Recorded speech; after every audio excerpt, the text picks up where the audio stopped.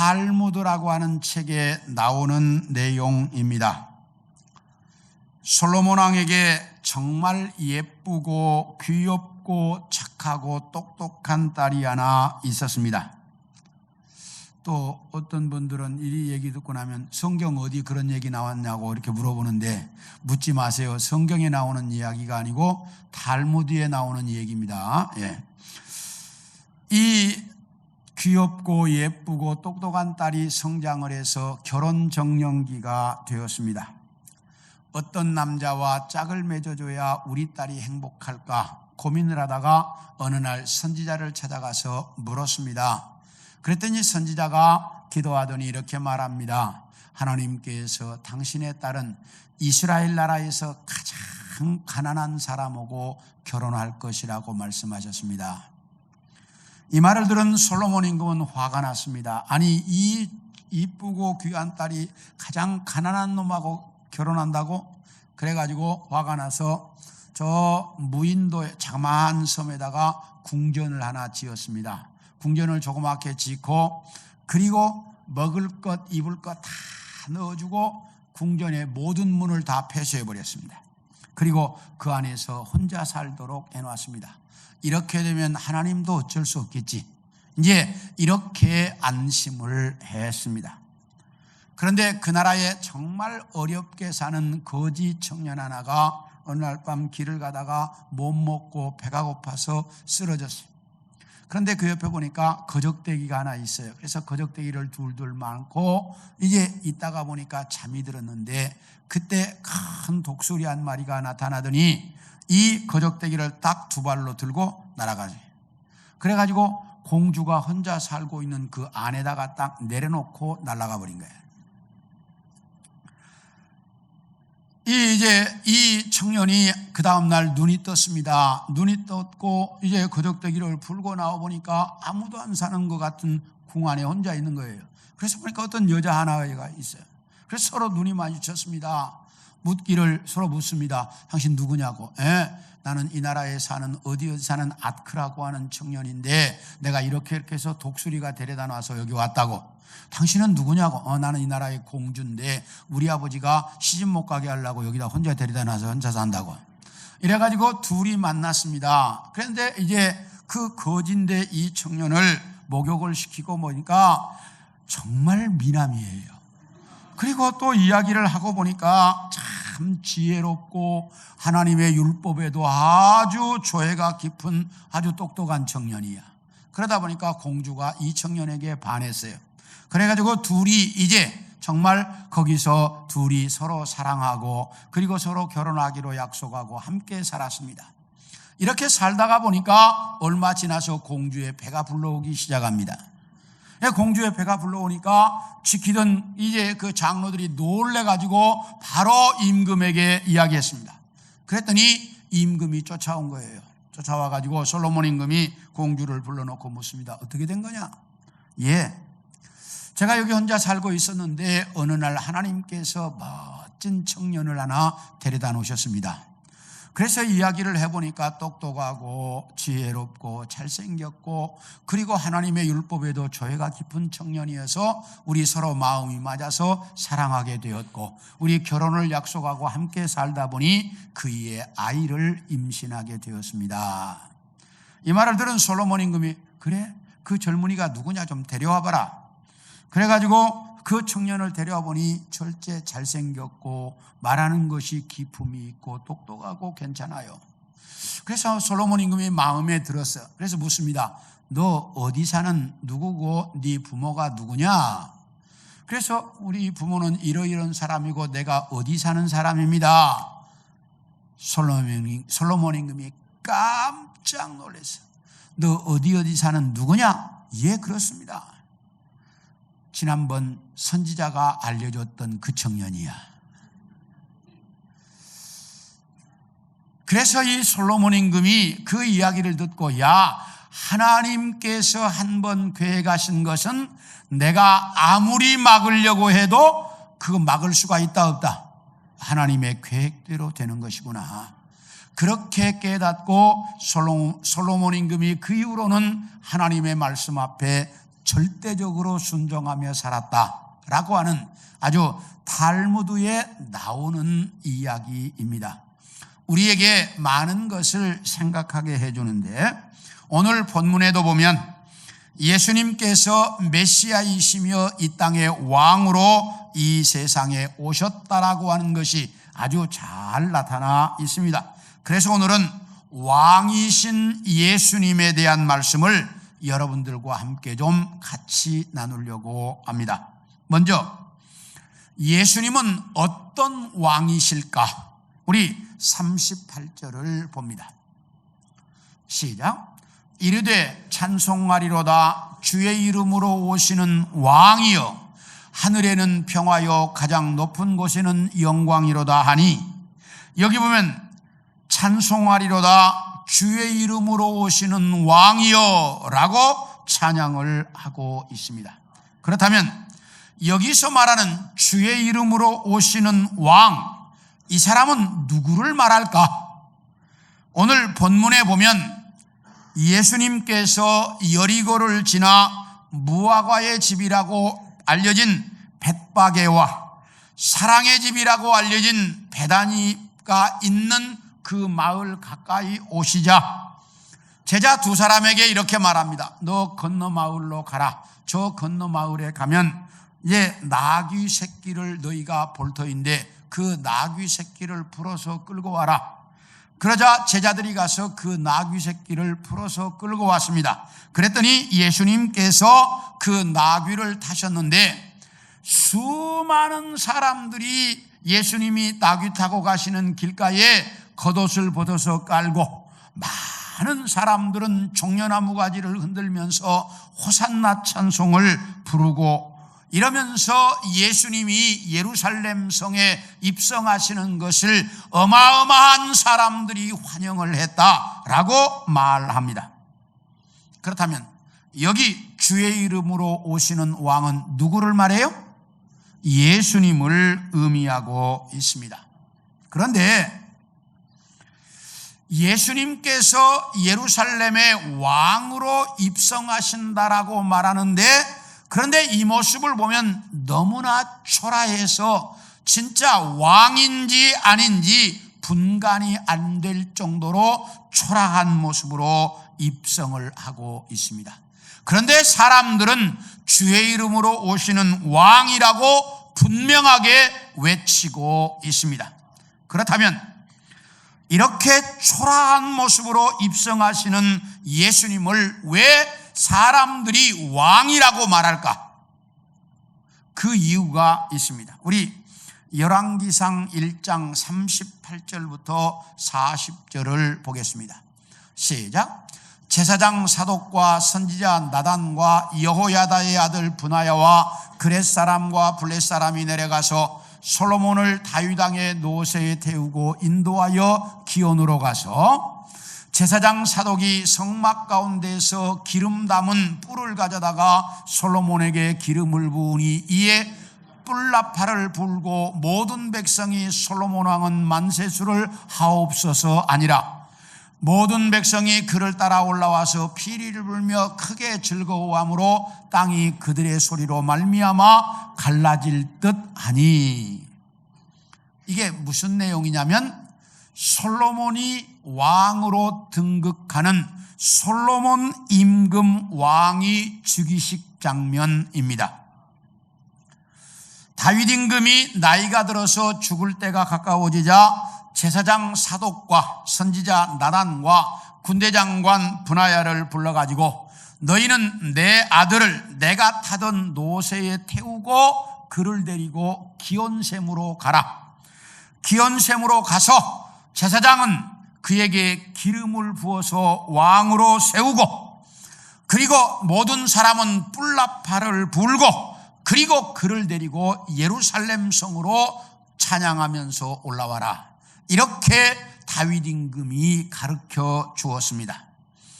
그래서 다윗 임금의 명령대로 솔로몬에게 왕위 즉위식을 거행하는데, 이 솔로몬 임금 왕위 즉위식은 그 이후에 이스라엘 나라 모든 임금은 다 이런 모습으로 왕위 즉위식을 했습니다. 다시 말하면 이스라엘 나라 왕위 즉위식 모델이 되었습니다. 그런데 이스라엘 나라뿐만이 아니라 기독교 문화권을 가지고 있는 세계 모든 나라가 지금도 이런 모습으로 왕위 즉위식을 거행합니다. 이제 그 영국에서 대관식을 할 때 영국의 대관식 장면이 세계에 중계가 되는데 이런 모습으로 해요. 그래서 이 장면이 그 이후에 왕위 즉위식 모델이 되었는데, 여기 보면 이제 그 세 사람이 중심이 돼가지고 솔로몬을 기원샘으로 데리고 가서 기름을 붓고 이제 그에게 소리를 지르면서 뿔나파를 불면서 솔로몬 왕은 만세수를 하옵소서, 이렇게 사람들이 다 왕으로 세웠습니다. 그리고 난 다음에 그 솔로몬 임금을 다윗 임금이 타던 노새에 태우고 예루살렘 성으로 들어오자 모든 사람들이 그를 따라오면서 피리를 불고 춤을 추고 솔로몬 왕 만세를 부르는데 그 소리가 얼마나 대단했던지 땅이 갈라지는 것 같았다, 이렇게 성경이 표현을 하고 있습니다. 예수님은 이미 왕이셨기 때문에 기름 부어서 왕으로 세우는 장면은 없습니다. 그러나 그 예수님이 예루살렘 성에 입성하시는 모습이 솔로몬이 예루살렘 성에 입성하는 것과 똑같은 모습으로 예루살렘 성에 입성하시고 있습니다. 솔로몬 임금은 선왕인 다윗 임금의 노새를 탐으로 말미암아 다윗 임금의 대를 이은 정통왕이라는 것을 보여주었지만, 예수님은 다윗의 가문에서 태어나기는 하셨지만 선왕들의 대를 이어야 할 필요가 없었기 때문에 구약에 예언된 나귀 새끼를 타고 예루살렘에 입성하셨습니다. 우리 함께 스가랴서 9장 9절을 봅니다. 시작. 시온에 따라 크게 기뻐할지어다, 예루살렘에 따라 즐거이 부를지어다. 보라, 네 왕이 네게 임하시나니 그는 공의로우시며 구원을 베푸시며 겸손하여서 나귀를 타시나니 나귀의 작은 것 곧 나귀 새끼니라. 이렇게 분명히 예수님은 왕으로 이 땅에 오시는데 예루살렘 성에 입성하실 때 나귀 새끼를 타고 입성하실 걸 이미 구약에 다 예언해 놓았습니다. 그래서 그 예언대로 나귀 새끼를 타고 예루살렘 성에 입성하셨습니다. 그리고 솔로몬 임금이 왕이 되어 예루살렘에 입성하실 때 따라오는 수많은 사람들이 피리를 불고 즐거워 소리를 지르는데 그 소리가 얼마나 대단했던지 땅이 갈라질 듯 했다라고 말하는데, 예수님께서 나귀 새끼를 타고 예루살렘에 입성하실 때에도 수많은 사람들이 겉옷을 벗어서 길바닥에 깔고 종려나무 가지를 흔들면서 호산나 찬송을 불렀습니다. 그런데 이 찬송 소리가 얼마나 대단했던지 바리새인들이 예수님을 찾아와서 제발 저 사람들 소리 좀 그치게 해달라고 요청을 했습니다. 그때 예수님께서 뭐라고 말씀하시노니, 그냥 두어라. 만약에 저 사람들이 조용하면 이 돌들이 소리 지를 것이다. 예수님께서 그렇게 말씀하셨습니다.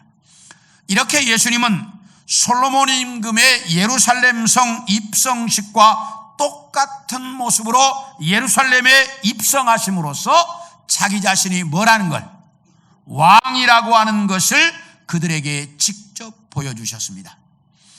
그리고 이 모습을 본 백성들도 예수님을 왕이라고, 주의 이름으로 오시는 왕이라고 그렇게 인정을 했던 것입니다. 그런데 예수님을 왕이라고 표현할 때 그 왕의 개념이 이 세상 사람들이 알고 있는 왕의 개념과는 많이 다릅니다. 세상에서 말하는 왕의 개념과 예수님을 왕이라고 할 때 그 왕의 개념은 많이 달라요. 어떤 것이 다를까? 스가랴서 9장 9절 다시 한번 보겠습니다. 시작. 시온에 따라 크게 기뻐할지어다, 예루살렘에 따라 즐거이 부를지어다. 보라, 네 왕이 네게 임하시나니 그는 공의로우시며 구원을 베푸시며 겸손하여서 나귀를 타셨다. 이렇게 설명합니다. 공의로우시며 구원을 베푸시며 겸손해서 나귀를 타신 왕, 이렇게 말하고 있고요. 예레미야 23장 5절을 보겠습니다. 시작. 여호와의 말씀이니라. 보라, 때가 이르리니 내가 다윗에게 한 의로운 가지를 일으킬 것이라. 그가 왕이 되어 지혜롭게 다스리며 세상에서 정의와 공의를 행할 것이며. 여기 그 왕은 지혜롭게 이 세상을 다스리고 이 세상에 정의와 공의를 실현할 것이다 라고 말씀하고 있습니다. 다시 말하면 예수님은 이 땅에 우리 인간을 구원하러 오셨습니다. 그런데 지금까지 인류 역사에 인간의 영혼을 구원하러 왔다라고 말한 사람은 아무도 없습니다.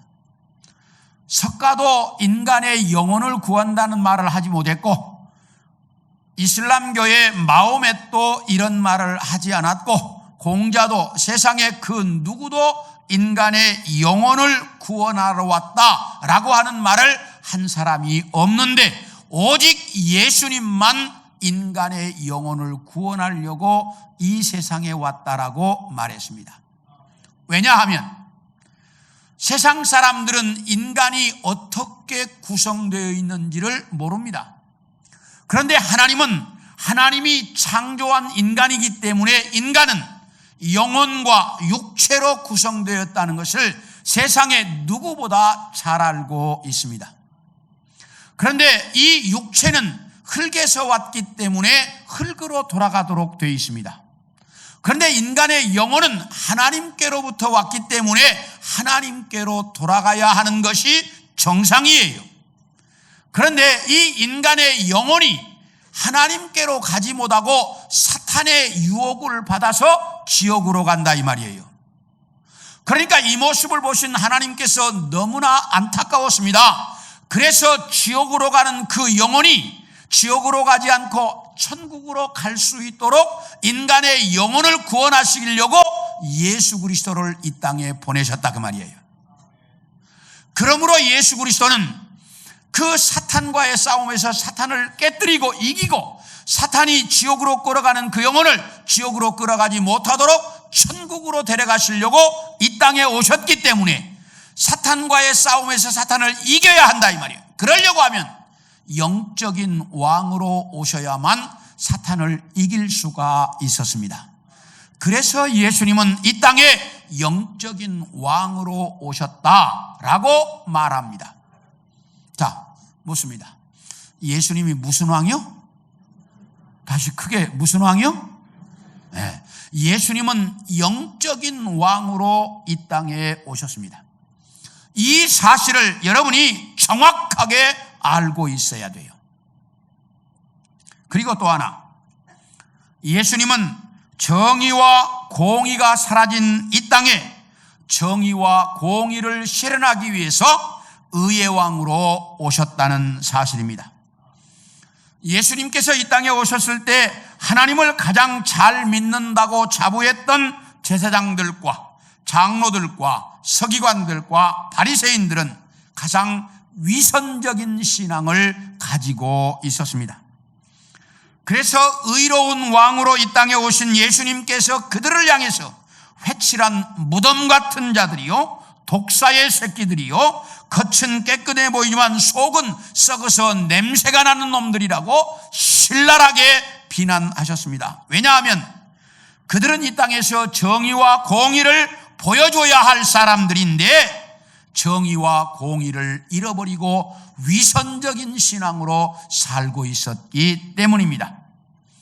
그래서 예수님은 제자들과 3년을 살면서 그들이 정의롭게 살도록 가르치셨고, 그리고 주님이 하늘나라로 승천하시면서 이제 그 제자들에게 성령을 보내서 성령으로 함께 살면서 그 제자들이 이 땅에서 정의롭게 살도록 만드셨습니다. 그러므로 우리 믿음의 사람들은 이 땅에서 사는 날 동안 정의롭게 살아야 된다 그 말이에요. 정의롭게 살았던 대표적인 한 사람을 보여드리려고 합니다. 자, 사진 좀 보여주세요. 자, 이 사람인데요, 영국의 정치인인 윌리엄 윌버포스라고 하는 사람입니다. 이 사람은 오늘날로 말하면 영국 가문에서 금수저를 입에 물고 태어난 사람입니다. 다시 말하면 영국 최고의 가문에서 태어나가지고 20대 초반에 국회의원이 됩니다. 그래서 유망한, 전도가 유망한 정치인이었고 연설을 굉장히 잘했습니다.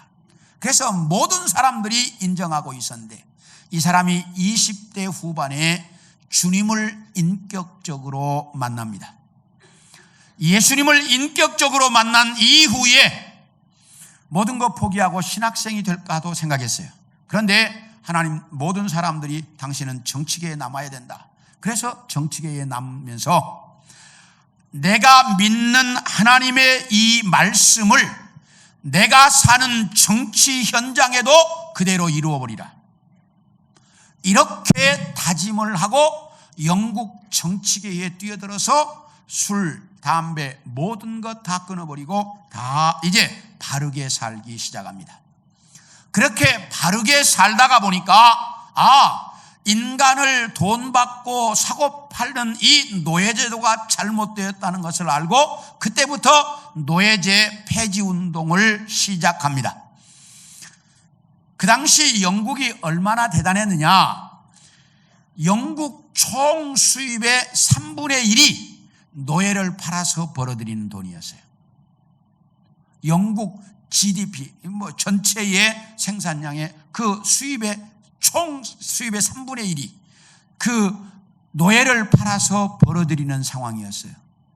이런 상황에 노예제를 폐지하자 나라 전체가 반대했습니다.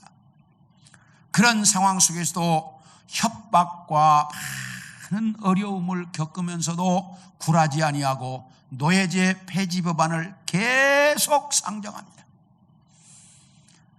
그러면서 이제 그 많은 어려움도 겪었지만 46년 만에, 이렇게 시작한 지 46년 만에 노예제 폐지 법안이 영국 의회를 통과합니다. 영국 의회를 통과하자 이것이 미국의 의회를 통과하게 되었고 세계 모든 나라가 노예제 폐지 법안을 통과하기 시작하면서 노예제도가 이 땅에서 사라지게 됩니다.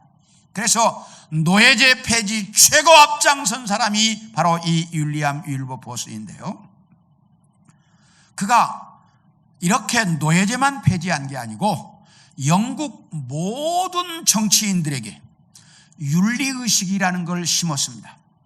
정치하는 사람은 윤리적으로도 바로 서야 된다. 그래가지고 영국 의회에 윤리의식을 심고 영국 국민들에게 윤리의식을 심어준, 영국을 윤리적으로 개혁한 그런 위대한 인물로 영국은 그를 존경합니다. 얼마나 그가 존경받는 인물이냐. 자, 그 다음 사진 보여주세요. 저쪽에 있는 게 웨스터민스터 사원입니다. 그리고 이쪽에 있는 게 그 웨스터민스터 사원 안에 있는 윌리엄 윌버포스의 동상입니다. 영국 사람들은 지금도 다 죽으면 어디에 묻히기를 원하냐면 웨스터민스터 사원에 묻히기를 원합니다. 영국인의 꿈이요 소망이에요. 그런데 저거는 아무나 묻힐 수 없어요. 누구만.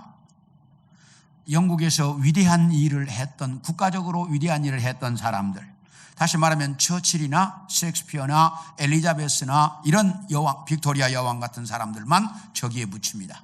웨스터민스터 사원에. 그런데 이 윌리엄 윌버포스는 저기에 묻혔을 뿐만 아니라 저 안에 이런 동상이 세워져 있습니다. 왜요?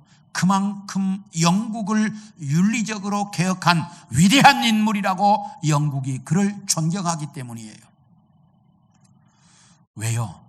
하나님의 말씀을 내 삶에 그대로 실현하려고 살았던, 하나님의 말씀대로 살아서 이 땅의 정의를 실현하려고 했던 인물이기 때문에 그렇게 존경받고 추앙받는 것입니다. 주님은 이렇게 영적인 왕이요 의의 왕으로 이 땅에 오셨습니다. 그런데 사람들은 로마로부터 이스라엘을 독립해 줄 왕 정도로밖에는 생각하지 않았습니다. 그렇기 때문에 이 예수님이 누구인지를 사람들이 잘 몰랐던 것입니다. 그렇다면 여러분들은 어떻습니까? 여러분은 주님을 영적인 만왕의 왕으로 섬기고 있습니까? 아니면 여러분들도 이 이스라엘 백성들이 알았던 것처럼 이런 세상의 왕 정도로만 생각하고 있습니까? 예수 그리스도가 의의 왕이라고 하는 것을 인정한다면 여러분이 살아가는 삶의 현장 모든 곳에서 그분이 여러분의 삶을 지배해야 합니다. 그분이 여러분의 삶의 왕으로 여러분의 가정생활, 여러분의 사회생활, 직장생활, 여러분이 하는 모든 것들을 그분이 의롭게 살아가도록 지배해야 돼요. 그래야 그분이 의의 왕이 되는 것입니다. 자, 그렇다면 이 왕이신 그분을 우리는 어떤 자세로 맞이해야 할까? 자, 오늘 보면 33절부터 보겠습니다. 시작. 나귀 새끼를 풀 때에 그 임자들이 이르되 어찌하여 나귀 새끼를 푸느냐? 그 다음 대답하되 주께서 쓰시겠다 하고 그것을 예수께로 끌고 와서, 여기 보면 예수님께서 벳바게와 베단이라고 하는 마을 앞에 도착하시자 제자 둘에게 이렇게 말합니다. 너희는 저 건너 마을로 가라. 가서 보면 이제 아무도 타보지 않은 나귀 새끼가 매여 있는 것을 볼 것이다. 그러면 그 나귀 새끼를 풀어서 끌고 와라. 만약에 주인이 왜 남의 나귀를 끌어가느냐 이렇게 말하면 주가 쓰시겠다라고 말해라. 그러면 허락해 줄 것이다. 가서 나귀를 끌어오라고 해서 제자들이 갔습니다. 가서 보니까 정말 나귀 새끼가 매여 있습니다. 그것을 이제 풀었습니다. 그리고 끌고 가려고 하니까 주인이 나타났어요. 여보시오, 왜 남의 나귀를 말도 없이 끌고 가는 거예요? 예, 주가 쓰시겠다고 합니다. 그랬더니 그 주인이 뭐라고 말하느냐? 우리 마가복음 11장 6절을 봅니다. 시작. 제자들이 예수께서 이르신 대로 말한대 주가 쓰시겠다고 그랬더니 그 다음 뭐라고요? 이에 허락하는지라. 그 주인이 주가 쓰시겠다 그러니까 허락을 했어요. 그래서 그 나귀 새끼를 끌고 와서 그것을 타시고 예수님이 예루살렘에 입성하셨다라고 말합니다. 저는 이 본문을 볼 때마다 아프리카에서 있었던 일이 늘 생각납니다. 아프리카 이디오피아를 간다 그러면 옷은 어떤 옷을 챙겨야 돼요? 예? 반팔, 반바지 아주 시원한 거 챙겨야 되겠죠. 그래서 우리 단기 선교팀 모두가 다 아프리카 이디오피아라고 해서 아주 시원하고 짧고 반바지 다 이런 것만 챙겨가지고 갔습니다. 그런데 가서 보니까 선교지 현장이 2500m 해발 고산지대야. 그러니까 저녁이면 추워서 잠을 잘 수가 없어. 이불 안 덮고는 못 자는데 아무것도 준비해 간 게 없으니까.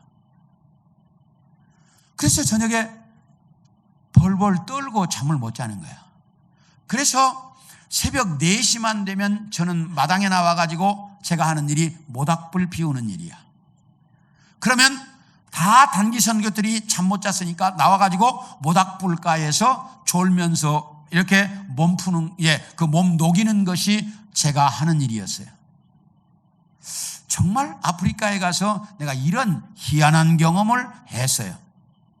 그런데 이렇게 고산지대에 살다 보니까 제일 고민이 뭐냐? 물이야. 물이 없어요. 그러니까 매일 그 집안의 어린아이들은 물 길어 오는 것이 일이야. 근데 어떻게 물을 길어 오냐? 물통을 딱 등에 메고 저 산 밑에 강에 가서 물을 길어 가지고 올라오면 한나절이야. 그러니까 하루에 한 번씩 물 길어 오는 거야. 집에 2아이, 3아이가 있으면 2통, 3통 길어 오는데, 그런데 가만히 보니까 나귀가 있는 집은 나귀에다가 통 이쪽 2개, 이쪽 2개, 4통을 딱 싣고 가가지고 물을 길어오는 거야. 그래서 제가 물었어요, 선교사에게. 야, 저 낙이 있으면 좋겠다. 그런데 이 마을에서는 가뿐한 낙이 있어요, 그러더라고. 부자밖에는 나귀가 없대. 그래? 저 나귀 한 마리가 얼마나 하는데? 그러니까 200불 정도 한다는 거예요. 그래? 그럼 내가 200불 줄 테니까 교회 다니는 애들 중에서 제일 신앙생활 잘하는 아이에게 나귀 한 마리 사주라고. 그래가지고 얘가 200불을 주고 온 적이 있어요. 그 나귀 한 마리 사주라고. 이렇게 나귀는 그 사람들의 삶의 재산 목록이고 그건 대단히 삶의 가치가 있고 귀한 것입니다. 그런데 나귀를 풀어서 어떤 사람이 전혀 모르는 사람이 끌고 가는 거예요. 오늘날 같으면 이거 뭐예요? 강도지, 강도. 그래서 그 끌고 가는데 더 놀라운 것은 이렇게 가서 나귀를 풀어오라. 그러니까 제자들이 가서 나귀를 풀어왔다는 것도 놀라운데 더 놀라운 것은 주가 쓰시겠다. 그러니까 허락했다라고 하는 사실이. 이렇게 재산적 가치가 많은, 재산적으로 소중한 이런 나귀를 주가 쓰시겠다라고 하니까 허락했다라고 하는 것. 이게 정말 놀라운 사실입니다. 이것이 바로 예수님을 왕으로 섬기는 자의 자세라는 거예요. 이렇게 살면 주님은 우리 삶의 전 영역에서 나를 다스리고 나는 주님이 그 다스림을 받는 주의 백성이 되어지는 것이고 그분이 나의 진정한 왕이 되어진다는 거예요. 그런데 우리는 우리 삶의 전 영역에서 그분의 지배를 받지 않습니다. 다 누가 왕입니까? 내가 왕입니다.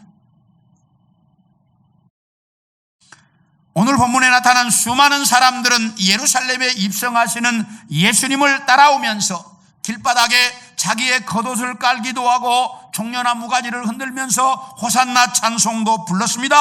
그런데 이 사람들은 예수님께서 이 세상의 왕이 되어 로마로부터 이스라엘을 해방시켜줄 왕 정도로밖에는 알지 못했다는 거예요. 다시 말하면 예수님이 어떤 왕인지 전혀 이해하지 못하고 있었다는 사실입니다.